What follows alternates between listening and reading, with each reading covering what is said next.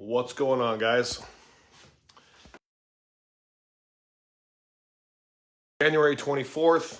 Welcome to another episode of The Murder Mentality. Thanks for tuning in with me today, guys.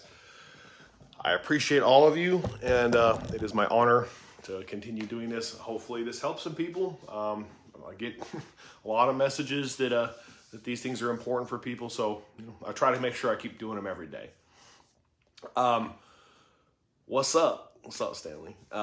Big love, man. I love that you're here every week, dude. Every day, in fact. That's so rad.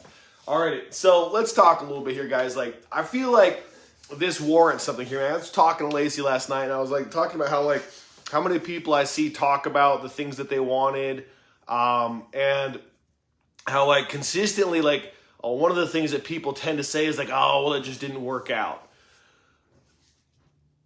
Bitch shit. Just bitch made shit. Literally, obviously there's certain things we can't force. We can't force somebody to love us. We can't force somebody to like us. We can't force a lot of things. But what I can consistently say is that if you really fucking wanted something, and then I ask you one day, I was like, hey man, how'd that thing go? How's that business venture going on? How's your fitness going on? You're like, it just didn't work out. I just was too busy. I was blah, blah, blah, blah, blah, blah, blah, blah, blah, blah. Bitch shit. 100%.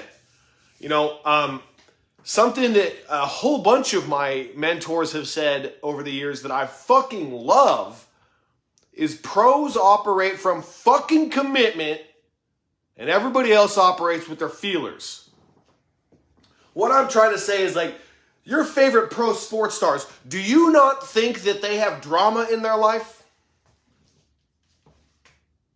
Are the people you look up to, do you think that their life is just clean and easy and there's nothing going on? That's not fucking real. What is real is that they have just as complex lives. In fact, the more successful you get, the more complex your problems get. And that's why the people that sit around and bitch about their problems all the time and tap out, don't have the shit they fucking want, because really what you're asking for when you set big goals and big dreams is a bigger set of fucking problems, and as one of my favorite mentors, Wes, says, the fucking nuts to solve them. Money won't solve your problems. It'll actually magnify your problems. Money magnifies who you are. And that's why you see so many celebrities get fucking rich and then fucking destroy their lives, because they still had the fucking habits of low-level dudes that were not taking care of business. Pros operate from commitment. Everybody else operates with their feelers. I ask you guys some questions, and I encourage you to interact. And what's up, Chris, by the way? Sorry about that. I encourage you to interact. At 7 days out of the week, out of 7 days in your week, how many days of the week do you immediately, as soon as you wake up, as soon as that alarm goes off, are you like, man, I'm so pumped to be awake at 4:30. Or, man, I'm so pumped to have to get up and do this day and go to work. How many times a week do you do that? Because I love my job. I love my career. I love all of it. But here's the thing, though. My feelings don't always reflect what I love. I consistently don't want to do stuff that I know I need to do. I'm literally dead ass in the middle of some court stuff with custody, man, and I don't want to have to deal with all this stuff, but I got to deal with it. Because I'm operating from commitment of what's right and not how I feel. I consistently have to sit down and remind myself that my feelings that I'm always trying to wrestle with are irrelevant. Literally, I'm going to tell you this right now, man. In 10 years, if you tap out on what you want, in 10 years, if you tap out on the goals and commitments you have right now, you're never going to be like, man, I'm so glad that I woke up that day and was just I'm not going to do anything today. You're never going to look back and be like, man, I'm so glad I took a whole day off of chasing my fucking dreams to just sit around and watch TV. You're never going to be stoked to be able to say, man, I'm so glad I took the day off to bitch about everything on Facebook and just scroll on Instagram endlessly for 7 or 8 hours. You're never going to be so pumped that you consumed so much fucking content that had no meaning or purpose to it that you didn't accomplish something that day. It turns out The human beings don't value weak shit. We don't value it. Well, let me rephrase that. We overvalue it and then undervalue how dangerous it is. But I want you to imagine something. I want you to imagine a world where everybody that says they're going to do something commits to it. I want you to imagine a world that when people say, I'm going to get my fitness and my health in order, and I'm doing it, that they stick to it no matter what. They give it everything they've got. Everything. You can't lose, motherfucker. You can't lose if you give it everything. It's impossible. It's impossible. It's like I'm in the middle of some custody stuff right now. And I ain't trying to take nobody away from nobody, but I want to have time with my kids. Right? And I meet so many dads that are like, oh, the system's against dads. Bullshit. Fuck you. No, it's not. You gave up. You gave up. Or you weren't as fit as you want to tell me you are. Ah, my business just went under. Bullshit. You didn't pay attention. It's not like there weren't signs. It's not like there weren't consistent signs. All of a sudden, money stops coming in as much. And you keep trying to do the same old tired crap that wasn't bringing enough money in the first place. Because your feelings would be hurt if you realized you weren't doing it right. Pros operate from commitment. Everybody else operates with their feelers. They're bullshit little feelers. How often, if you are honest with me, I would love for people to comment some, get free, get honest, get vulnerable. Tell me about a time when you said you were doing everything, but when you look back, you knew you weren't. And that you knew when you look back at it, you knew too. But you were so busy trying to justify it for the image that you couldn't admit that. I will. I remember working at Dagger Art in Salt Lake City, Utah. Probably the best shop I ever worked at where I worked for somebody else. All right? And I remember getting fired because of my behavior, because I had not showed up for several appointments and left people hanging, because I'd showed up high as fuck a few times, like nodded out while I was drawing on a customer. And Tim, one of my massive, most influential people in my life, told me, dog, you're having some problems. And if you don't stop fucking around, I'm going to have to fire you. I don't care how good at lettering. I don't care how good at whatever you are. It don't matter. My shop, my reputation, and my people come first. And I was like, dog, I got it. Thank you for the warning. Thank you. I got it. And then when he did, guess what I didn't do? I didn't tell people, man, yeah, I did have it coming. I wasn't doing what I should have been doing. I didn't take that warning. I was like, man, how fucking dare he? That's so fucked up. It was a whole bunch of bullshit, man. It took me 2 years. Maybe not late. Probably about 2 years where I just hit rock bottom for 2 full years and then came back and was like, I messaged him and I was like, dog, thank you for giving me the tough love I needed. It took 2 years for that seed to finally start to germinate, but when it did, oh boy, did it germinate. It's a fucking tree now, growing with a speed I never would have thought possible. But it's because I started to learn to operate from commitment. Okay? Some of my favorite mentors are people that have spent massive amounts of time in prison. Some of my other favorite mentors, people that spend massive amounts of time in the Navy SEALs, in the military. And guess what?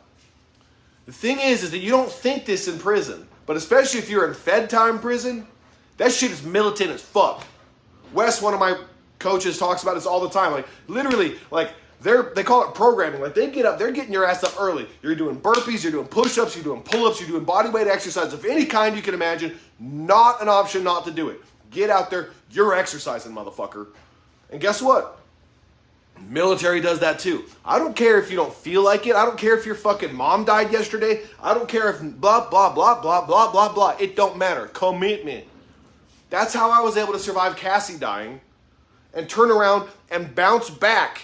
Like, people are like literally telling me, like, Doc, I thought for sure you were going to be high and off to the races. And instead, you're actually 10 times the level you were when that happened.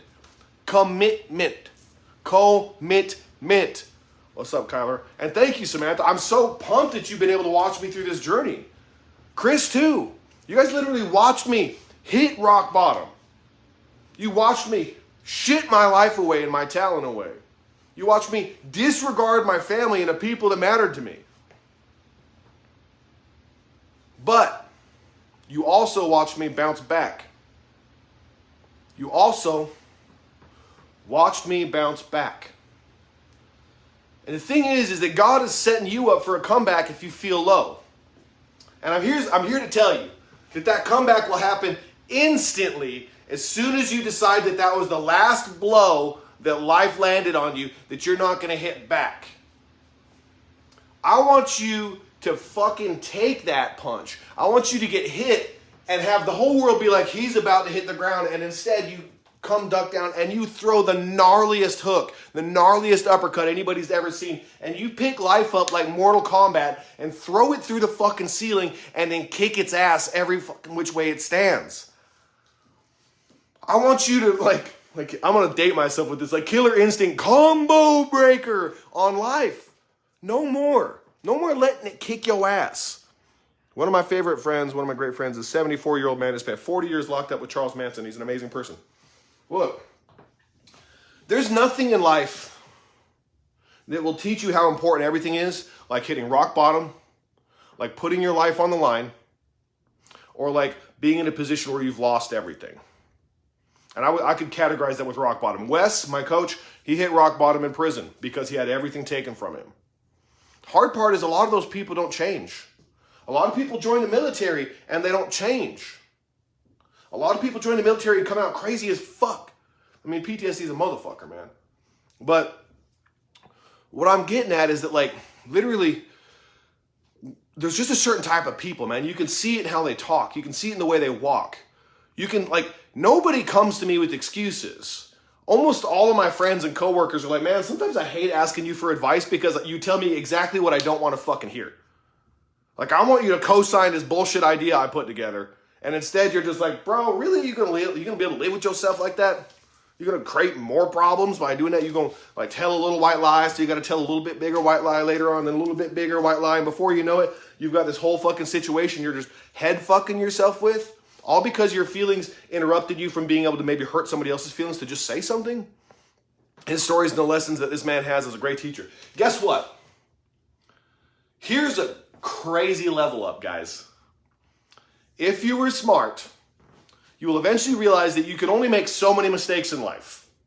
And while mistakes and experience is probably the best teacher there is another great, great teacher that may be even more of a great teacher than experience.